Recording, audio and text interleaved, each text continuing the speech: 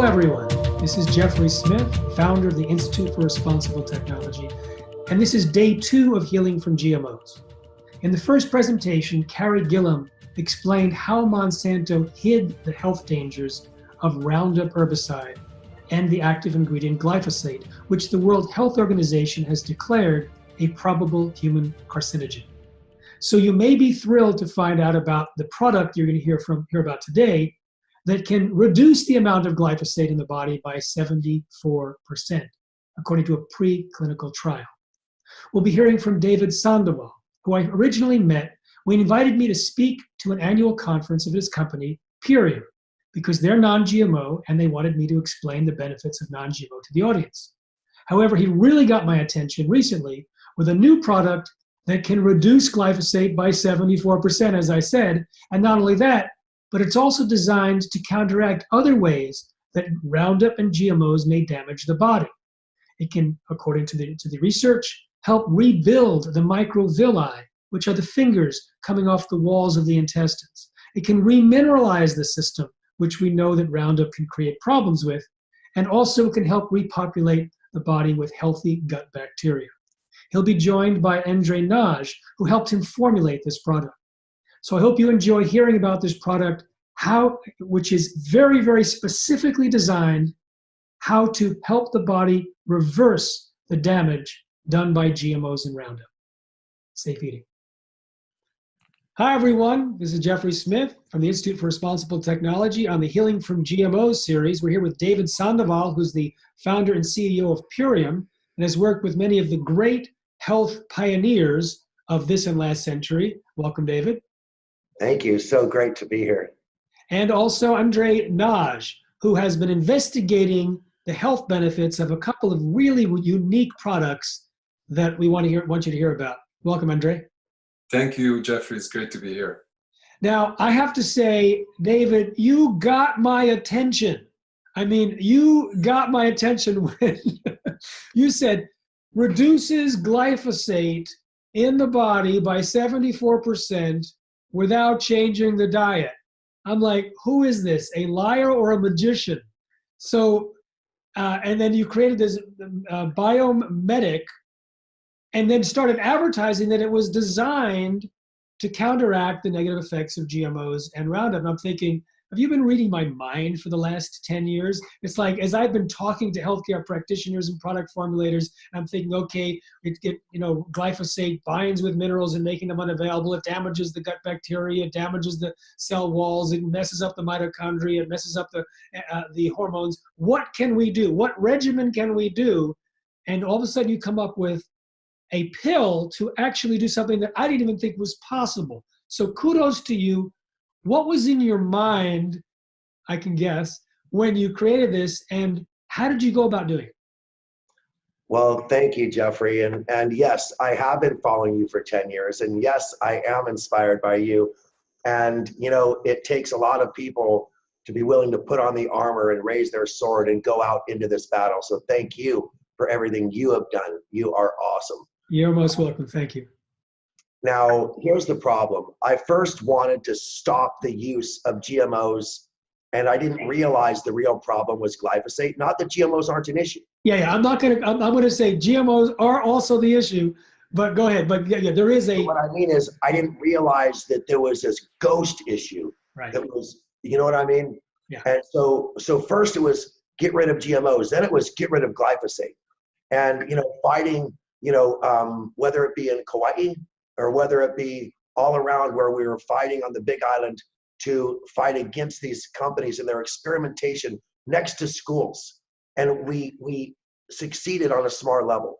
Now in nature, you could block, you could suppress, or you could repair. We failed in completely blocking. We have failed almost completely in suppressing. And so we had to leave ourselves to the repair. So I needed to examine the damage that was being done and what could be done about it.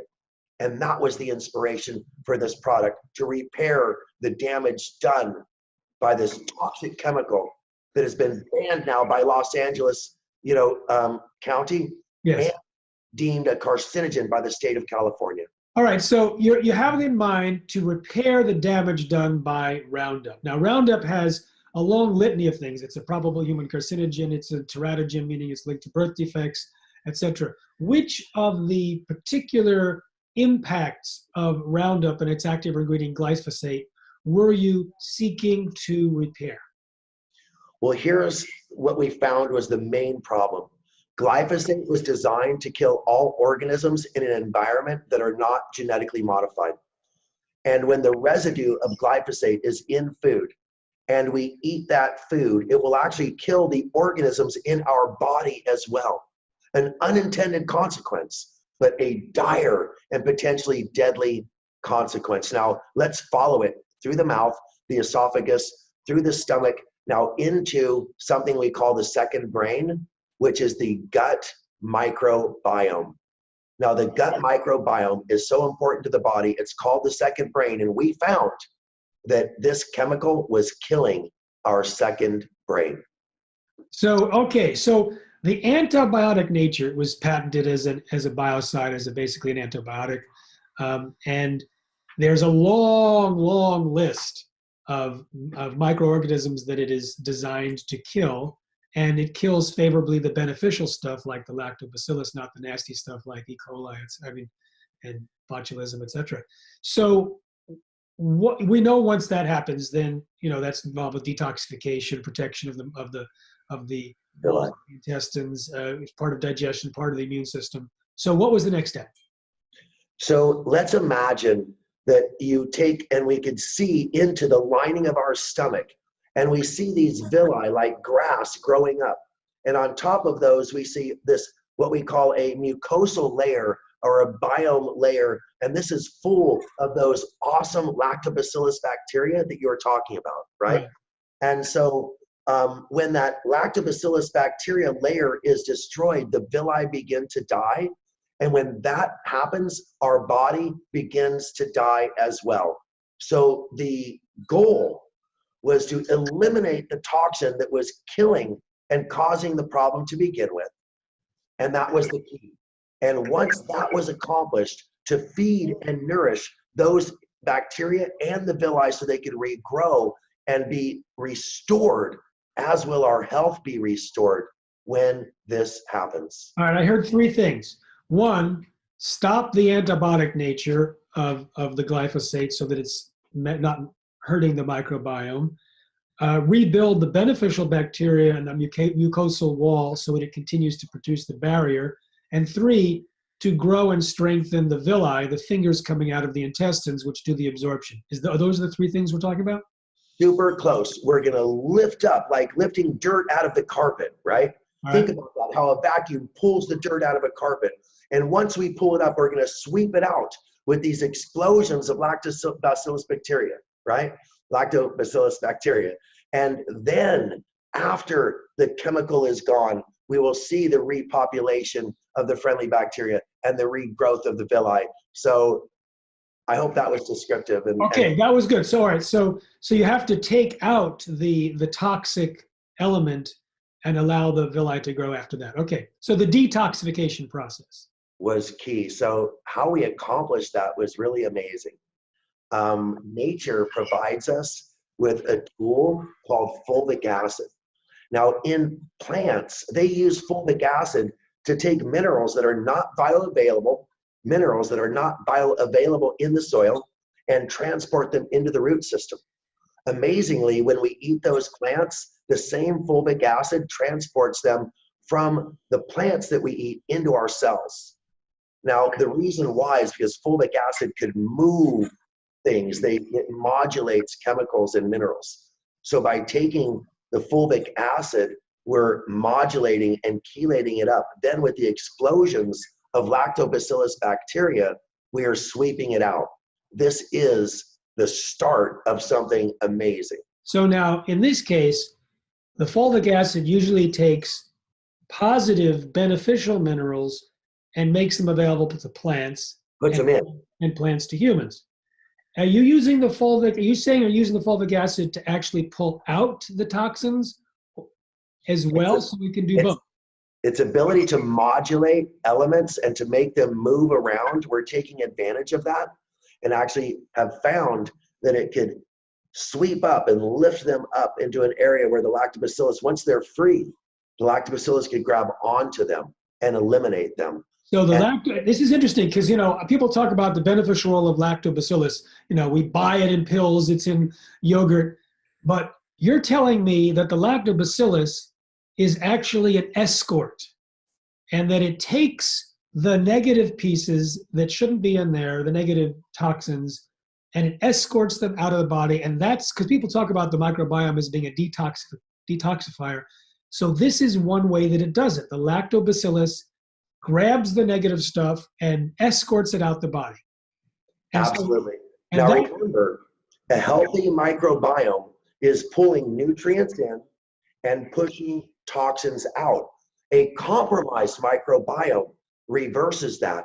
It pulls toxins in and pushes nutrients out. And this causes a series of problems. Now, experts tell me that it may be linked to autism. It may be linked to Alzheimer's, but we know it's linked to leaky gut, and we know it's linked to a compromised immune system for sure.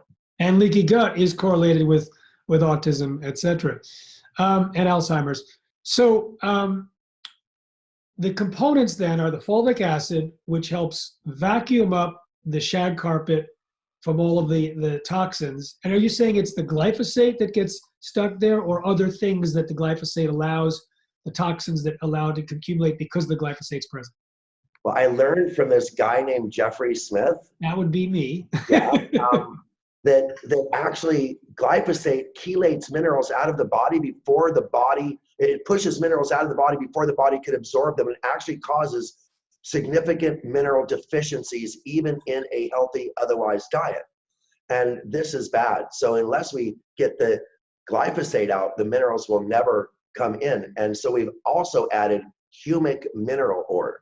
Humic ore is going to remineralize the body. It becomes a fertilizer for the regrowth of the villi, and also, as you know, is vital for the cultures of the normal, bacteria that should live there to grow faster. Now, one last point. We're using a patented lactobacillus that's a spore. So we're not putting bacteria in, we're putting the spore in. And basically, the spore is what it grows into the bacteria. Imagine a dandelion that grows up and pops up with all those little things, and then you blow it and they spread everywhere. That's a spore. I know you know. I'm just explaining in a way for everyone to understand. So we put the spore in, and when that opens up and explodes, that's when it grabs the glyphosate and moves it out. So we've got 500 million explosions happening, not just a bacteria, 500 million explosions happening, grabbing it and taking it out. That's unprecedented. And that sets the stage for an ingredient that was actually discovered by one of the great icons who I greatly admire, and that's Albert Szent-Györgyi. Tell me about Albert. Albert Szent-Györgyi, oh my God, it almost makes my blood boil a little bit because no one knows who he is, but he discovered vitamin C. He was the first one to create a vitamin that was beneficial to the human body, discovered that it reversed scurvy, and then vitamin C was synthesized, commercialized, and a certain person won a Nobel Prize. That would be Linus. Go ahead. Ascorbic acid, which is not vitamin C. So Albert Szent-Györgyi, a truth teller, a fighter, it was pushed aside for something that was actually synthetic, and this started the whole problem. Just as a solution was being created as well. So what did you get from him? Well, he took a fractionalized, nutritious wheat germ extract, and he found that it could rebuild the villi of animals who were compromised by antibiotics, you see. And so he found a way to reverse that in animals, and it was amazing. And then he realized it could potentially fight cancer because 70% of our immune system is triggered by our gut microbiome. So he was enamored with the potential of this fractionalized wheat germ extract, this nutritive wheat germ extract, which is a fraction of wheat germ, specifically regrows villi. All right, so when we talked about your original goal of what to do here, one of the things was clean the system, vacuum out the shag carpet and grow those, as you call them, leaves or whatever, fingers, The blades of grass, yeah. yeah, the grass. And this is the piece that does that, this fractionalized wheat. That's right. Now, I should mention that Bt toxin, when fed to, I think it was mice, yeah, it was mice, not rats, it damaged the microvilli, causing some to be shortened and disappeared. And I've shown pictures of that in various forums all over the world. And of course, Roundup or glyphosate in an animal study showed that it damaged the microvilli as well. The microvilli gets damaged in celiac disease, so it becomes basically stripped away. So we know that if we're talking about healing from GMOs, then the rebuilding of this villi may be a very important key. And so you're saying that the fractionalized wheat germ extract does that. Okay, so now we have Let's call it nutritive wheat germ extract, but it is a fraction of wheat germ. You know what I mean? Yeah. So let me recap, make sure we got this. We have the fulvic acid, which helps mobilize the toxins out of the body. We have the humic ore, which brings the minerals in. And we have the lactobacillus in the form of spores, which sends out all of these escorts to say, come along, you don't belong here, which brings the toxins out of the body. And then you have this new piece, which regrows the microvilli. Yes, this is a polyfunctional product that is unprecedented. And the results of the preclinical double-blind studies, even though they were limited, even though they were preclinical, were so impressive that we are now inspired to spend a lot more time, a lot more money, because everyone now knows that this is where the answer is going to be found. All right, so if there's anything else to discuss about the product, let's discuss it now, because I really want to go into that preclinical trial. Is there anything else we need to know about the product itself in terms of how you derived it and what it's supposed to do? Because this will explain the results, which I've looked at from this preclinical trial, which are in fact jaw-dropping. So what I want to emphasize is that the correlation, when you see a correlation between a reduction of a chemical and the reduction of a symptom, this is, how could I say it? This is the holy grail of the scientific community. You know what I mean? Yes. This is what you dream of, is to see a 75% reduction in C-reactive protein. All right, we're introducing something new here. You've just done the plot spoiling, which is okay. We're ready for it now. So let's set it up. Let's set it up here. How many people took the trial? It was a small trial, but the numbers were staggering. Okay, so we had 8 total participants in the trial, of which 5 were in the active group and 3 were in the control group. All right. Now, the control group was actually given a product that is sold for the purposes of reducing glyphosate. The control group was. So you're actually reducing the likelihood that your product is going to show a benefit by comparing it to something which also is supposed to produce a similar benefit. Okay, just laying that out. Go ahead. But you have to understand, I wasn't trying to impress anybody but myself with this study. All right. I simply wanted to prove that I had something worthy of offering the public, period. And if I was going to do that, I needed to make sure that it was above whatever else was offered to the public. Does that make any sense? It does, absolutely. Okay. And so that was the reason. But when it came back that we were 75% reduction in C-reactive protein, my head began to spin. Because C-reactive protein is a biomarker for cardiovascular disease, for, oh my God, just the list is as long as, so, and the correlation between 74.5% reduction in glyphosate and a 75% reduction in C-reactive protein is going to make the scientific community stand up and pay attention. They might even salute. This is really interesting because, I have seen research showing that, on an organic diet, people reduce their amount of glyphosate. I've also known from research that the more glyphosate that's found in the urine of cows or humans. Those tend to be the sicker cows and humans. But here we actually have, as you say, we reduce the glyphosate and we reduce the CRP, the C-reactive protein, which is known to be a marker for inflammation. And inflammation is the basis of, some say all disease, some say many or most of disease.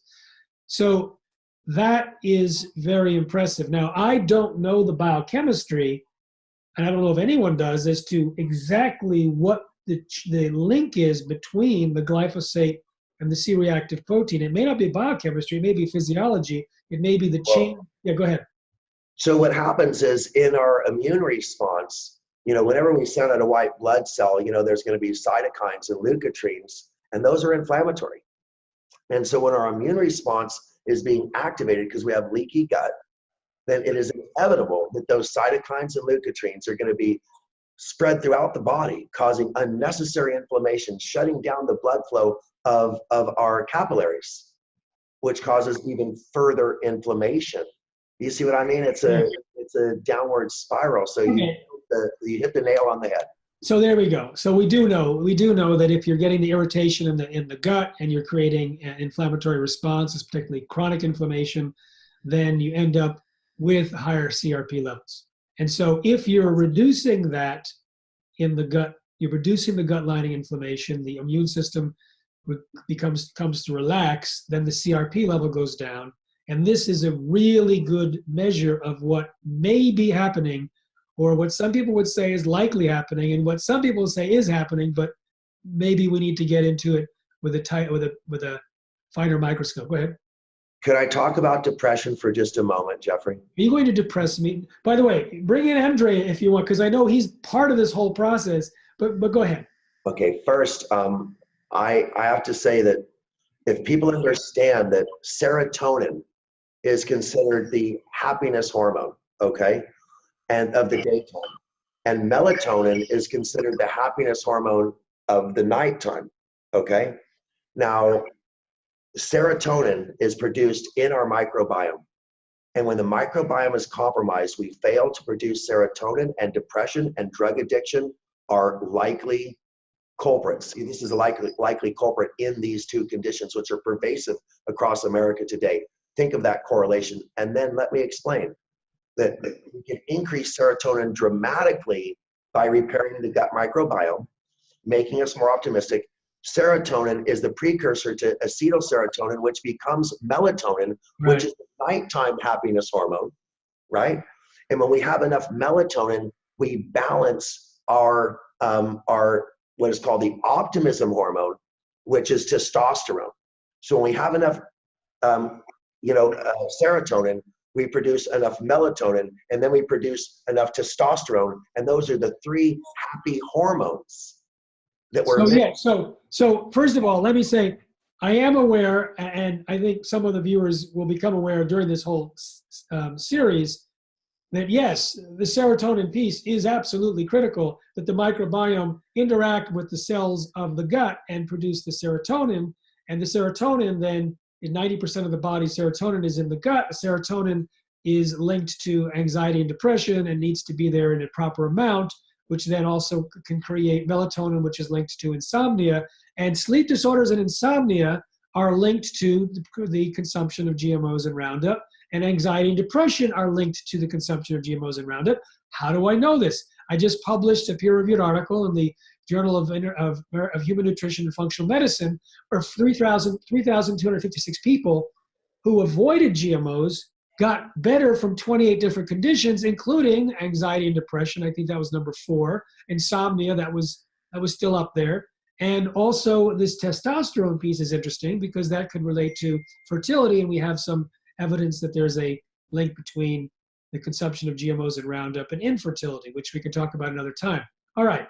So before everybody starts to think that I'm so smart, yes, I want you to understand that I truly, and I'm not joking, I am nothing more than a little bit of a Forrest Gump type of figure. Okay, Forrest, tell us why. I am so dedicated to what I do that people will come to me who are much smarter, much more connected, much more studied, and they'll say, Dave, I see your mission, I see your passion, I see that, you know, you could take the brilliant science that I am aware of and bring it to the people. And one of those men approached me and he said, Dave, I've heard that you stood on stage and said that you want to end human suffering. That's a pretty big statement. He said, the greatest part of human suffering, did you know, has to do with GMOs and glyphosate? And I'm like, yeah. And he said, do you know I may have the answer to repairing those villi? And somehow I was blessed to meet this man who then connected me with the people who are working in Albert St. George's footsteps. And now I'm connected directly to the source. And I couldn't be more happy to introduce Andre Nagy, and it's pronounced Andre if you're in the US, Andre if you're in Europe. So either way it works. And Nagy is pronounced Nagy in the US and Naj everywhere else. So Andre Nagy, Andre Naj, amazing man. Welcome today. Thank you. I would like to add that the extensive study was conducted by the veterinary researchers at the University of Veterinary Science in Budapest. And yes, taking and continuing the work of Dr. Szent-Györgyi, the extensive study and measurements of the villi is what's key here. And when I met the group 10 years ago, I was involved in an animal study of a supplement that we just launched in Europe, and it involved the endocrine system and how animals, dogs, pets relate and affected by stress. So there I had the pleasure of meeting the lead researcher, Dr. Kosha, who has passed away last year, but left on this great legacy and work. And so the extensive examination measured the height, length of the villi, and they were studying many species of animal, but most studies were conducted on swine, having the most similar anatomy of the digestive system to the human digestive system. And it was significant improvement, which led to the length of the villi, the surface of the villi, improvements, better absorption of nutrients. And this, of course, happened over almost a decade. And you know, it's interesting. If which decade was this? Was this recent decade? No, this is the 2000s. Okay, so I just want you to know that those animals were likely eating GMOs during that research. Very possible. I was aware that the rat chow and the lab chow and all the normal chows that are given to animals during lab experiments is largely GMO, and it does have Roundup in it, and it does have heavy metals in it. And I was talking to some scientists, and I may have inspired some of them to do the research, but some did research and found for sure that all over the world, the lab chow used for animals and also, of course, livestock is the standard GMO fare, and it has Roundup in it. So it's interesting, if it was repairing the microvilli under those circumstances, and if the animals were in fact eating the GMOs and the Roundup, then it's showing that it not only repairs it, but it repairs it even in the presence of those two things, which is exciting to hear. That's right. As did our preclinical trial. We insisted that the people did not change their diet, and everyone in the trial was eating a standard American diet. All right. This thing blows my mind because there's one thing I do not understand, and you can either enlighten me or we can all be confused. If the same amount of glyphosate was coming into their bodies, and you were testing the glyphosate on the urine that was leaving their bodies, and there was a 74.5% reduction in glyphosate leaving their bodies, where did it go? Was it broken down so that it wasn't detectable? Was it bound so that it wasn't detectable? Where did it go?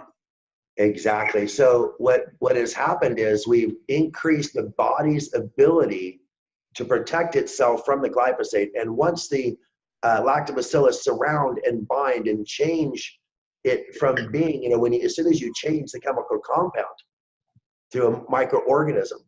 And so the C-reactive protein was the key to show that the C-reactive protein, anything over 2 is considered dangerous, and the average is 4.75. Now, the C-reactive protein was reduced to an average of 1.2. Below the danger level. Anything under 2 is considered below the danger level. But here was the part that's going to prove that we were the reason why.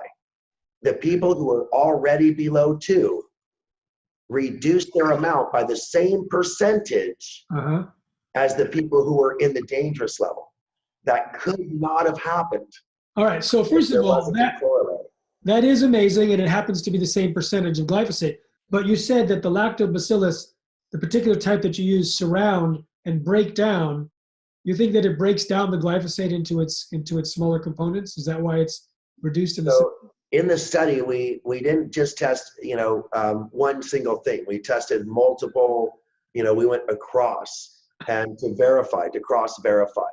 One thing we did not test were the compounds in the urine to find out, whether or not that had occurred. But that's a very, very interesting. There's some breakdown element. It's broken down into AMPA. We can get together offline later and figure out where those 75 or 74.5% of that glyphosate went. But what's interesting is that it was the same percentage as the drop in the CRP, and that it happened without a change. I'm imagining that if someone reduces their diet, eliminates or reduces the amount of glyphosate substantially, and does all this, then the benefits would be even better with the CRP and the reduction in glyphosate. Anyway, I know I interrupted you, Andre. Were you in the middle of something you wanted to share? Actually, I was also going to talk about the legacy that Dr. St. George left behind, and through his years of academic research, obviously traveled throughout Europe, and he, studied cellular respiration in Groningen in the Netherlands, and finished his PhD at the at the Cambridge University in England, where he then isolated a humeric acid from adrenal gland tissue.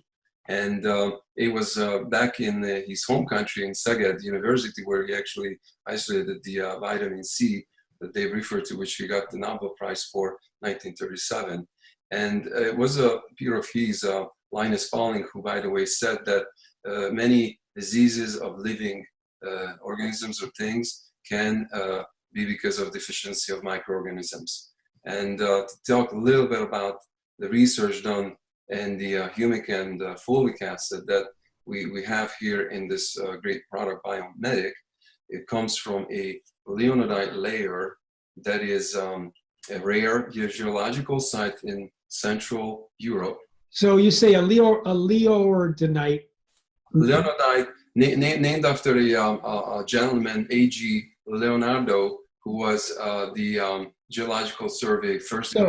So this humic acid, fulvic acid, or a combination of humic or the fulvic acid, comes from the earth, comes from a specific area in a layer that carries what? What makes this one special?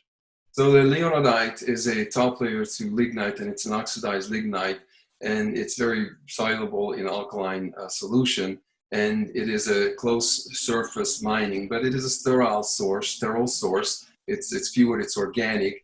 And what makes it unique is it's organically bound complex forming molecules. All right, so I'm a little slow on lignite and I'm a little slow on the organically balanced. Explain what the action of this is, if you wouldn't mind, and why this is so important in terms of supporting the work that we just described that is supposed to be happening in the gut. Well, the easiest for me to understand is all living matters, decomposed. And right. It's called a humification decomposition process. And this takes over millions of years. And throughout this, these valuable minerals and micronutrients form, and they chelate in an organic complex way, okay?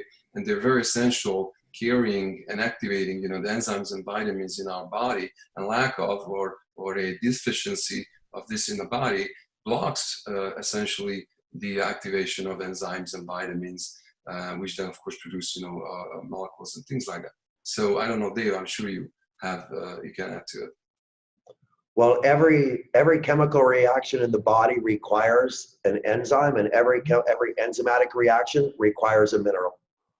So Minerals are the activators of all chemical reactions, and mineral deficiencies literally mean that half your body isn't working.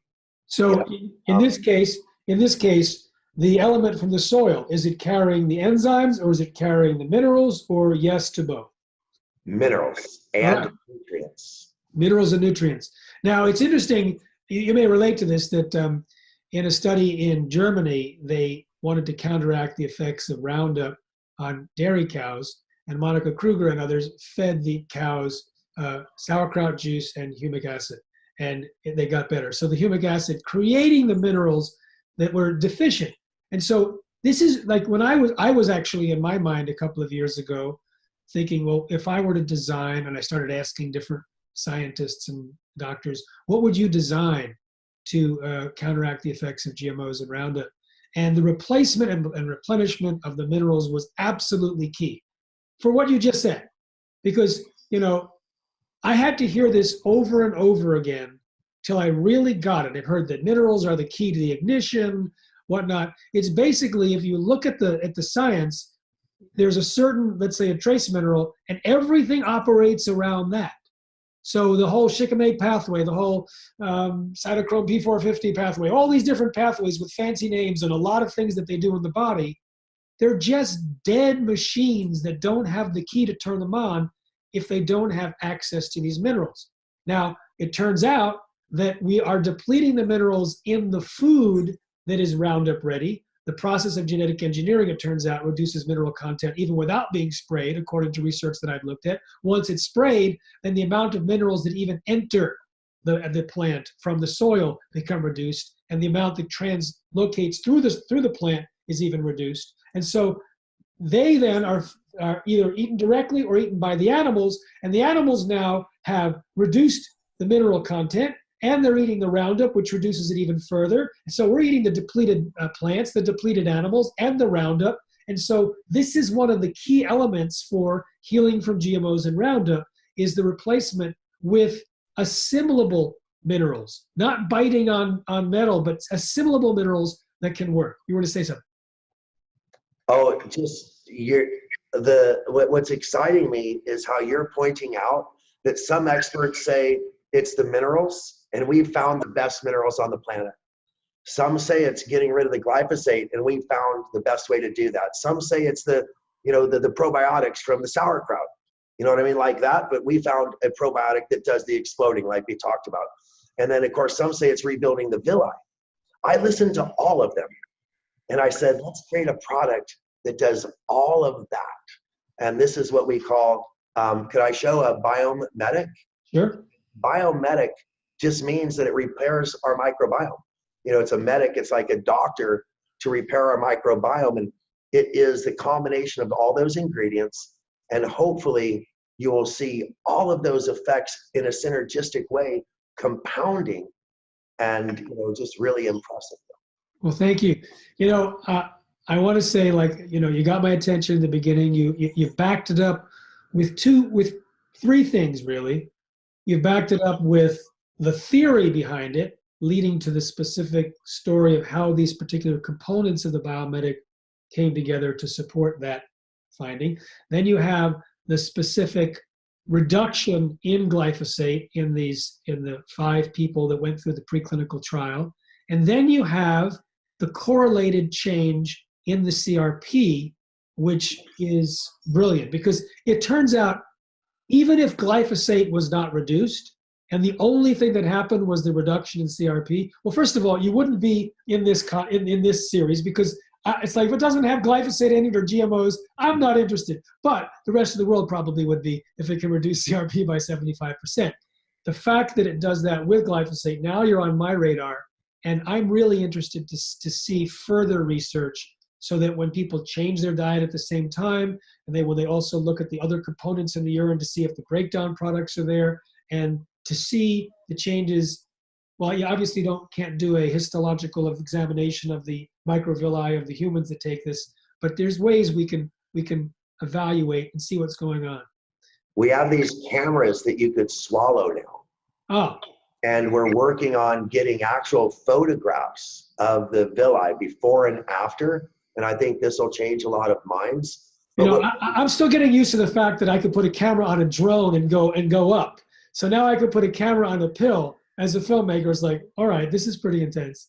yes, let's just say that filmmakers didn't ever have to edit like this before, if you know what I mean, when you hit that camera at the end. But anyway, the bottom line is that we have evidence now pouring in. We have tens of thousands of bottles that have gone out to the public, and the reorders are just astounding. The reorder rate is astounding, and the reports, the evidence, you know, epidemiological, empirical evidence it's made me cry. The stories I've heard have literally brought tears to my eyes. And when you could change somebody's life of, you know, a mother of a child, and have the mother say, you know, with tears in her eyes, then you can't help but get tears in your eyes. So, you know, the promise is out there. And I just, all I can say is I humbly am in service, you know, in my life. And there is no greater service than service to children, in my opinion. And if we could help these kids in any way, this could be the greatest product in history. I really believe that. Well, I'm excited for your excitement. I'm excited for what I've heard today. I don't know if it's the greatest product in history. I don't know what it'll feel like for me and for the people listening, but I have a feeling that some people will want to try it and see. And we have created a special arrangement, which you can see on the pages where you can order the specials, and there's a discount. And I think that the way I see it, there's a discount, and if you buy 2, it's good, and if you buy 4, it's good, but there's no reason to buy 3, because anyway, you can take a look for yourself. So guys, when you mention the fractionated wheat germ extract, I know some people think wheat and they're going to go, oh no, I can't take it then. I'm not going to take this pill. Too bad. Can you make it without that? So Andre, can we make it without that? Do we need to? What's the story?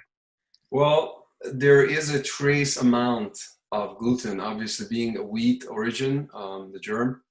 But there are 3 things. One, the proprietary technology that the veterinary science group developed and perfected, which we have today, in the enzymatic extraction process, the gluten and the gliadin is inactivated. Now, what does that mean? That means is when you take regular bread, of course, and you take the biomedic capsule, there is a huge difference. One, regular wheat, if you look at the ppm, let's just say, you're looking at ppm, parts per million. Okay, parts per million, okay. That means, you know, how many milligrams per kilogram of that is in the product. And wheat flour, for example, has a protein content of 8 to 12%. Let's just say.